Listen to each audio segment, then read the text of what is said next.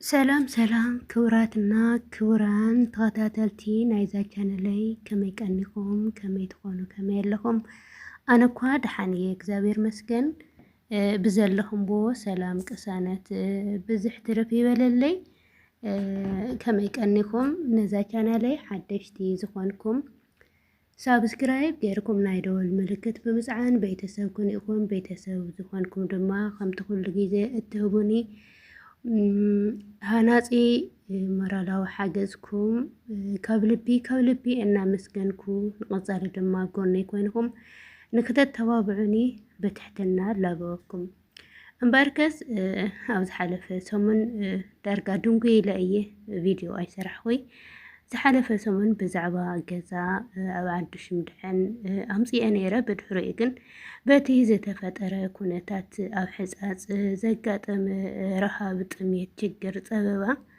እቲ ቪድዮ ክሰርሕ ሞራል ኣይሃበንን ንህዝቢ ሕፃፅ ብመላእ ህዝቢ ትግራይ ህዝቢ ኢትዮጵያ ኣብ ጥሜት ኣብ ጭንቂ ኣብ ፀበባ ኣብ መከራ ዘሎ እግዚአብሔር ኣምላክ ብዓይነ ምሕረቱ ይጠምተና ካብ ጭንቅን ካብ ረሃብን ካብ ፀበባን ካብ ጸምእን እግዚአብሔር ኣምላክ ይምሓረና ክብል ይፈቱ ብጣዕሚ ጥሜት ጊዜ ዘይህብ ሕማም እዩና ካብ ጥማም ካብ እግዚአብሔር ኣምላክ ካብ ጥሜት ህዝብና የውፅእ ካብ ፀበባ ካብ ጭንቂ ካብ ሕማም ኣውፂኡ እፎየ ዝብለሉ ዝዕንገለሉ ዝጸምአ ዝረውየሉ ዝዓረቐ ዝለብሰሉ ጊዜ የምፅአልና ብሓቂ እና ናይ ሎማዓንቲ ቪድዮ ድማ ናብዛ ናይ ሎማዓንቲ ቪድዮ ከብለኩም ናይ ሎማዓንቲ ቪድዮ ኣብ ከተማ ውቕሮ ብዛዕባ ህንፃ መሳርሒ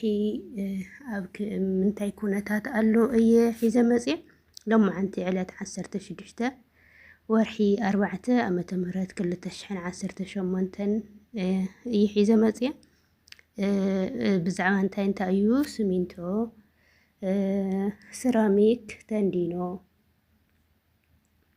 ሒዘ መፅእ ናኡ ከብለኩም እሽምባርከስ ናይ መጀመርያና ዘቕርቦ ብዛዕባ ሲሚንቶ እዩ ክኸውን ሲሚንቶ ኣብ ከተማ ውቕሮ ሎማዓንቲ ብዕለት ሓሙስ ዝወዓለ ብርግጽ ሲሚንቶ ካብቲ ዝሓለፈ እኳ ወሲኹ እዩ ኣብ ዝሓለፈ ሽሕን ሓደን ሽሕን እስካብ 900 ወሪዳ ነይራ እያ ሕጂ ግን ብኸመይ እዩ ሲሚንቶ ወሲኹ ኣሎ በዚ ኣጋጣሚ ኣብ ገዛ ምስራሕ ዘለኹም ክቡራት ኣሕዋተይ ሲሚንቶ ክትውስኽ ተላ እናወሰኸት ትኸድ ክትቅንስ ተላ ድማ እናቐነሰት ስለ ትኸይድ ዕርያ ናብ ዝለዓለ ከይበፅሐት ኣብ ዝሕዚ ኩነታት ዘሎ ሲሚንቶ ግዝኡ ክብለኩም ይፈቱ ሲሚንቶ ኣብ ሎማዓንቲ ዝወዓሎ ኣብ ከተማ ውቕሮ 1350 ውዒሉ ኣሎ ኣብ መቐለ ግን ካብ በሪ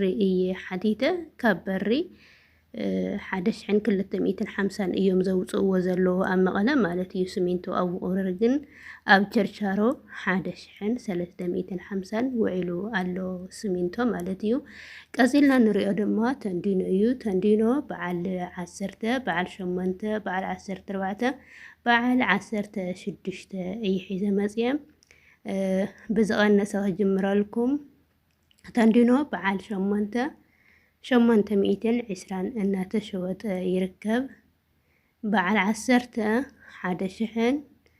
1250 እናተሸጠ ውዒሉ ኣሎ በዓል 10 1250 በዓል 12 1350 በዓል 12 1350 በዓል 14 2500 በዓል 14 2500 ናመጨረሻ በዓል 16 ድማ 3200 እናተሸጠ ይርከብ ኣብ ከተማ ውቕሮ ቀፂልና ንሪኦ ድማ ሽዎ እዩ ሽዎ ንተንዲኖ መተዓፃፀፊ ን1 ኪሎ 180 ይሽወጥ ኣሎ በተመሳሳሊ እስታፍ ስታፍ ድማ ስታፍ ተዓፂፉ ይጥምር እሽዎ ድማ መእሰሪኡ እዩ ትፈልጥዎ ኢኹም ንዘይትፈልጥዎ ድማ ሓበሬታ ክኾነኩም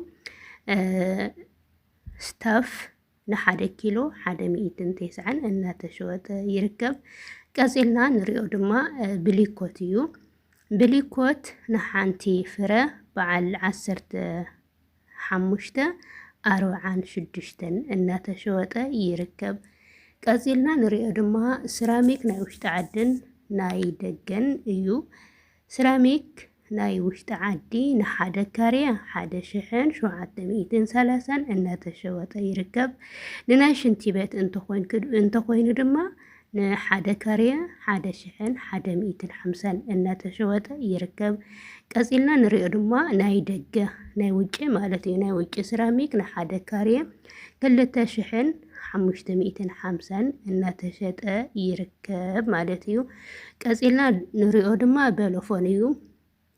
በለፎን ን1 ካሬ 500 ካብ 500 እስካብ 400 አሉ በብደረጁ እዩ። ናይ ውሽጢ ዓድን ናይ ደገን ማለት እዩ። በለፎን ን1 ካሬ ካብ 500 እስካብ 400 ዝቐነሰ እናተሸወጠ ይርከብ። ሞራለ ድማ 830 ሞራለ ንበለፎን መተሓሓዚ እዩ። 830 እናተሸወጠ ይርከብ። ቀፂልና ንሪኦ ድማ ናይ መንደቅ ኮይኑ ናይ ውጪ ሰራሚክ ማለት እዩ። ናይ መንደቅ ናይ ግድግዳ ንሽንቲ ቤት ንመጥበኽ ንሽንቲ ቤትን ሻወርን ንመጥበኽን ናይ ግድግዳ እንጥቀመሉ ናይ ውጪ ሰራሚክ ድማ 1230 እናተሸወጠ ይርከብ። እምበርከስ ክቡራትን ክቡራንን ተኸታተልቲ ነዛ ቻናለይ ናይ ሎማዓንቲ ዘቕረብክዎም ናይ ህንፃ መሳርሕታት እዚኦም ይመስሉ ነይሮም። ቀፂለ ብኻሊእ ትሕዝቶ ክሳብ ስመፅእ ክሽዑ ነዛ ቪድዮ ካብ መጀመርያ ብላይክ ጀምርዋ ኢኹም። ላይክ እንድሕር ደኣ ጌርክሞ ኮንኩም ዩቲዩብ ባዕሉ ናብ ብዙሓት ሰባት ሸር እዩ ዝብሎ። ዝደለኹምዎ ሕቶ ድማ ክትሓቱኒ ትኽእሉ ኢኹም ብኮመንት ኣንቢበ ብውሽጢ ክረኽበኩም ክፅዕርየ እና ከየብዝሐልኩም ኣውዚ ብኻሊእ ብሓዱሽ ፕሮግራም ወይ ከዓ ቪድዮ ክሳብ ዝመፀኩም ቻው ሰሰናዩ ይመቻችኹም። ሰናይ ቀኒ ኢኹም። ቪድዮ ድማ ሰብስክራይብ ድማ ኣይትረስዑ። ሰብስክራይብ ጌርኩም ድማ ናይ ደወል ምልክት ተፃኒኹም ሰሰናዩ ሰናይ ቅንያት ይኹን ነየልና። ብድጋሜ ድማ ንህዝቢ ሕንፃፅ ብምልኡ ኣብ ተመዛቢሉ ካብ ቦትኡን ካብ ዓዱን ተመዛቢሉ ኣብ መላእ ትግራይ ማዓስከራት መዕቆብታት ተመዛቢሉ ዘሎ ህዝብና ኢደይ ኢድካ ንበሎ ንህዝቢ ሕንፃፅ ንህዝቢ ሓመዳይ ንብመላእ ህዝቢ ኢትዮጵያ ካብ ጭንቅን ካብ መከራን ብፍላይ ድማ ካብ ጥሜት እግዚአብሔር አምላክ በዓይነ ምሕረቱ ይጠምተና። እግዚአብሔር አምላክ ብበረከት ኢዱ ይባርከና፣ ብምሕረት ኢዱ ይዳህሰና፣ ብምሕረት ዓይኑ ቆላሕ ይብለና እና ንህዝቢ መላእ ህዝቢ ትግራይ ንመላእ ህዝቢ ኢትዮጵያ ኢደ ኢልካ ንሕበር ይብል ህዝቢ እንተሓቢሩ ዘይፍታሕ ችግር የለይ። ኣነስ ተስፋ ገይረ በተወከል ሰላም ግዲ ክኾን እዩ ኣብዛ ናይ ለመቐነ ሃዋህው ዘላ ብምኽንያት እዩ ኢለ እየ እና ሰላም ግዲ ክኾን እዩ ሓደ ግዲ ክንኮን ኢና